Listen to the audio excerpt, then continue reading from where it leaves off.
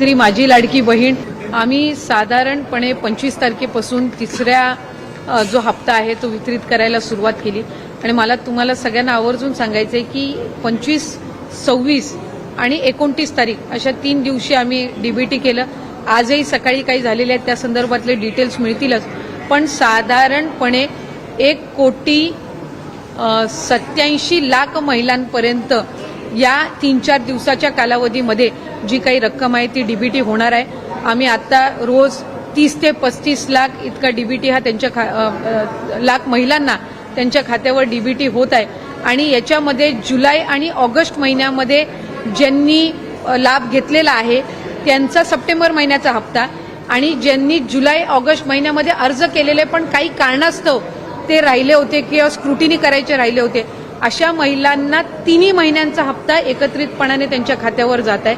त्याच्यामुळे ते 4,500 त्यांच्या अकाउंटला डीबीटी होत आहेत आणि ज्यांना पहिल्या 2 महिन्याचा लाभ मिळालेला आहे त्यांच्या खात्यामध्ये 1,500 इतका डीबीटी होत आहे। साधारणपणे काल प्रशासनाच्या स्थानिक प्रशासनाच्या लक्षात ही बाब आली आणि 37 का 38 वेगवेगळी जी खाती आहेत यातून त्यांनी म्हणजे अर्ज महिलांच्या नावाने अर्ज भरलेले आहेत आणि खाती जी आहेत ती दुसऱ्यांची आहेत।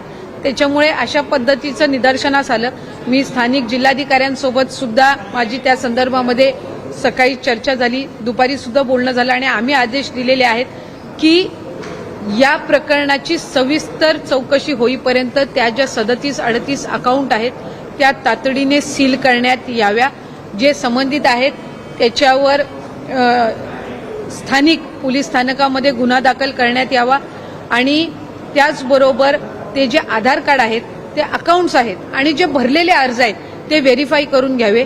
कदाचित ज्या महिलांच्या नावाने त्यांनी अर्ज भरलेले आहेत या आधी सुद्धा त्या योजनेच्या लाभार्थी असू शकतात किंवा नसू शकतात, पण त्यांचं नाव आणि त्यांचे सगळे डिटेल्स हे क्रॉस व्हेरीफाय करून त्या संदर्भातली योग्य ती कारवाई ही केली जाईल।